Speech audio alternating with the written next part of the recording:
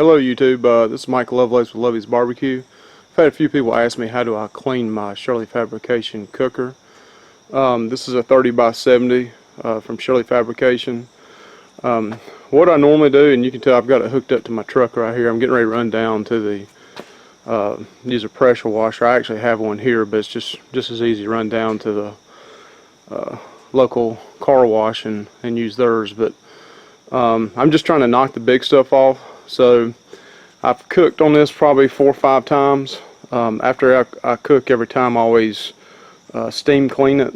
But this time I'm going to pull the grates out, pressure wash it, scrape the stuff on the inside plate at the bottom.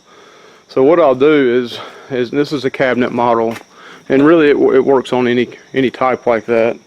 Mine's got the 3 grates.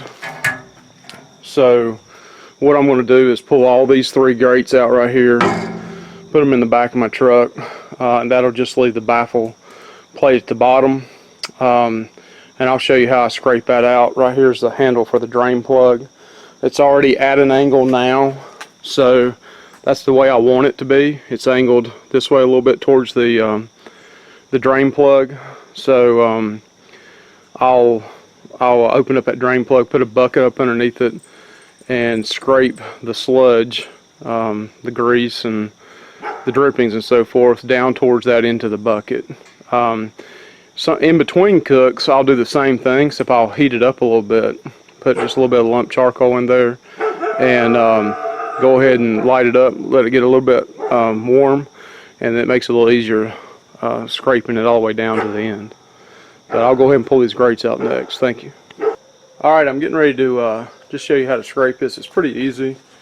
You can use a metal scraper like something used for painting, a putty knife.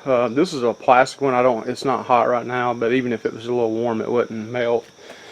But as you can see, I just take the sludge and you can see how much comes up. Scrape it down towards this drain plug.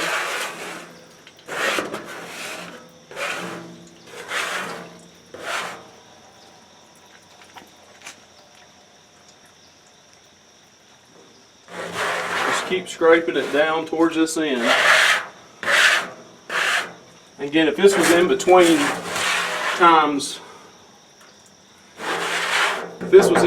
times, I would just scrape it into this bucket and scrape it into the bucket, clean it up, put a little lump charcoal in at the bottom to heat it back up to get the moisture out of the main chamber. But what I'll do is I'm going to go pressure wash this, and I'm just going to go over it real lightly. I'm not trying to get all the grease and stuff, the seasoning base, that's built up on the walls.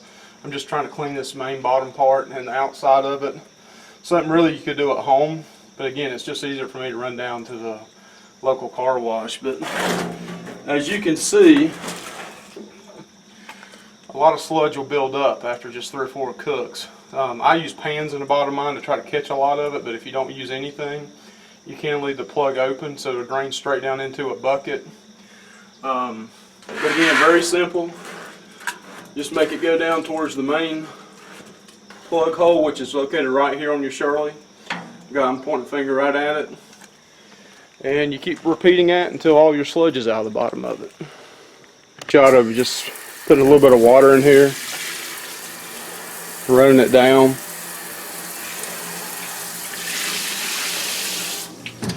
And as you can see, it's coming out that drain plug at the bottom. Very simple. Just put a 5-gallon bucket up underneath there and get all your sludge and your runoff. Alright, this is Mike now. We went and pressure washed the smoker. Again, just went over it lightly, just knocking the inside chunk out, and then went over the outside with a soap and just again knocking some of the grease from cooking this weekend off of it. I came back, put about 1/3 of a bag of charcoal, and then put a couple small pieces of wood in here. And what I'm doing is just trying to get the temp up on the inside to dry it out.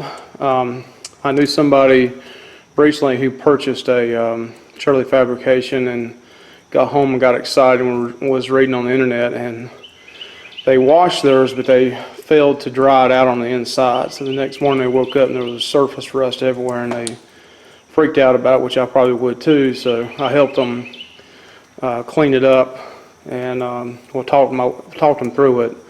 But you always want to dry these out on the inside. You don't want to leave anything wet. But got that fire going, so the inside is pretty dry. I'm taking it is. I hadn't opened it yet, but I'm pretty sure it will be. If not, it'll be shortly. So yeah, you can see it's dry now for the most part. These are the plates, the racks I put back in. And what I'll do next, since it's dry, is I'll turn around and take some PAM or anything like that, like a kind of non-stick spray it down and coat it down real good again on the inside of it, on the racks. The bottom is clean now.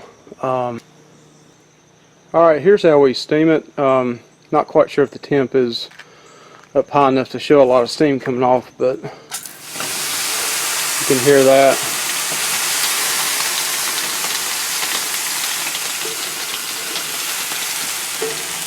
Steam's fogging up my glasses, but usually get up to temp around 300, 325 after you finish cooking, and then I'll steam it out. Just a couple shots of water, not a whole lot, and it'll steam up and kind of purify things, steam it out, cleanse it a little bit. I usually do that after I'm cooking on a regular. Again, I clean mine about, what I call a deep clean, about every 3 to 5 cooks. After every cook though, I'll just dash it with a little bit of water to steam it out at the end. Of course it dries out, I don't soak it down or anything, but just that was a quick shot of how you do it.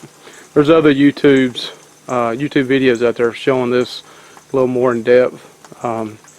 It's kind of a misty day here today, and I didn't really want to get it up, the temp up too much, because I want to be able to put it back in my garage later this evening. But that was a quick video of how I clean mine.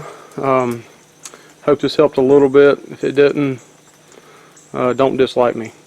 I'm just kidding. Do what you need to do, but just thought I'd show you a little bit on my Shirley. Thank you.